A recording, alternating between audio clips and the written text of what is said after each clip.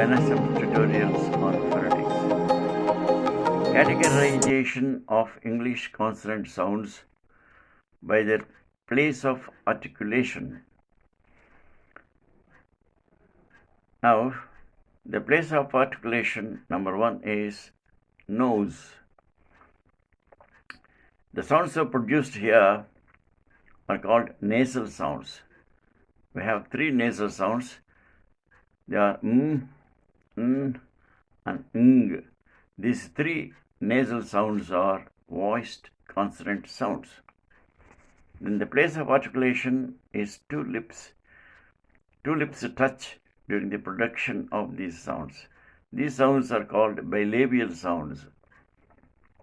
They are p voiceless, b voiced, w voiced, and voiced.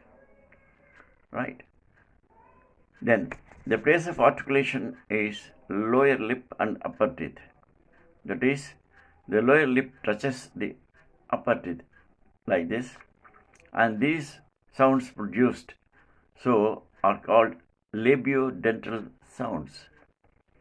We have two labiodental sounds. They are f voiceless, v voiced. Then the place of articulation is teeth to teeth. The sounds produced here are called dental sounds. The and the, while the is voiceless, the is voiced. Once again, voiceless, the voiced. Then the place of articulation is teeth ridge, that is back part of the upper teeth. This is also called alveolar ridge. So the sounds produced at this place are called alveolar sounds. They are n voiced, t voiceless, d voiced, s voiceless, z voiced, l voiced. Then there is only one post-alveolar sound. That is, the sound is produced just at the back of the teeth ridge. That is where the tip of the tongue touches. And this one post-alveolar sound is r. Next, seventh. The place of articulation is between teeth ridge and hard palate. And this is called palato-alveolar place. So these sounds are called palato-alveolar sounds. They are ch, voiceless, z, j, voiceless, j, voiced, sh, voiceless, j, voiced. Once again, you have 1, 2, 3, 4 palato-alveolar sounds. They are ch, voiceless, j, voiced, sh, voiceless, j, voiced.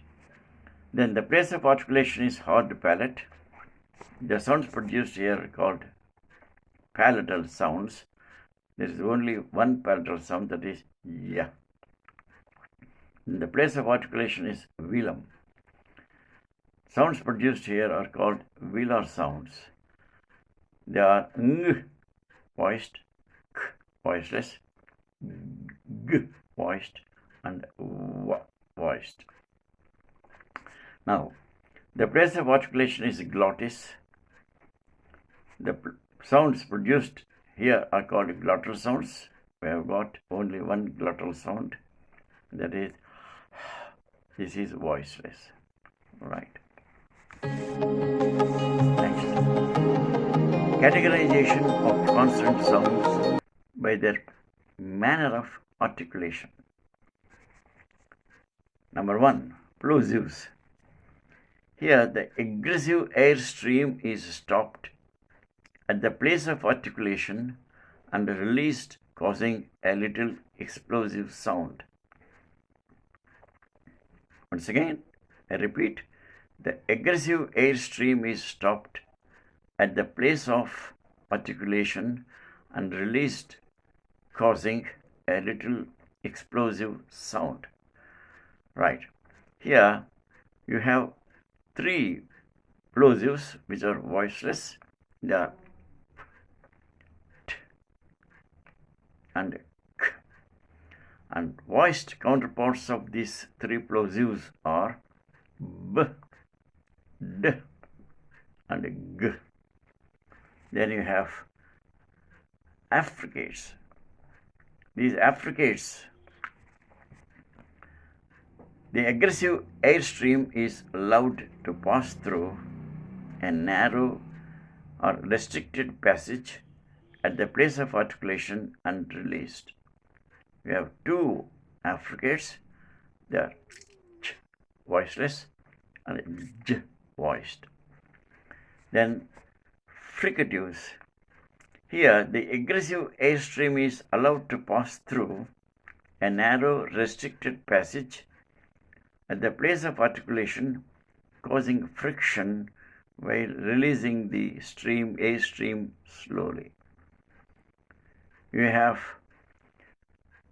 5 voiceless fricatives. They are f, s, sh, and h.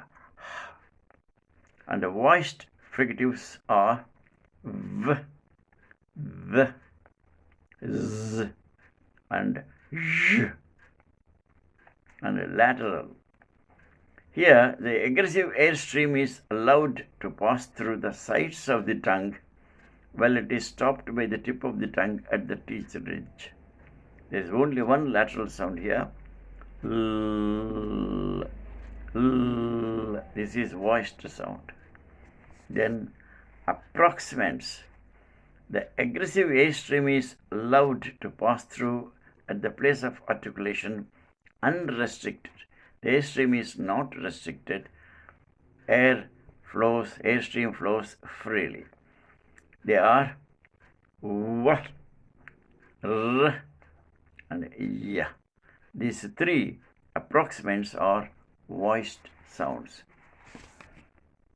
Here is a note on classification of sounds based on the place of articulations, which we also find in Telugu language or Telugu linguistics. What we called nasal sounds are called anunasikamulu in Telugu. The bilabial sounds are called ostiamulu. Dental sounds are called dantiamulu. Palatal sounds are called talavyamulu. Velar sounds and sometimes the glottal sounds are also called antastamulu. Antastamulu means internal sounds, because these sounds emanate from very back part of the mouth. Antastamulu. So, my appeal to English language teachers who teach English in AP and Telangana government schools, municipal schools and Jilla Parishad schools, they should also refer to these features in Telugu sound system or Telugu linguistics for better and easy understanding of English sounds.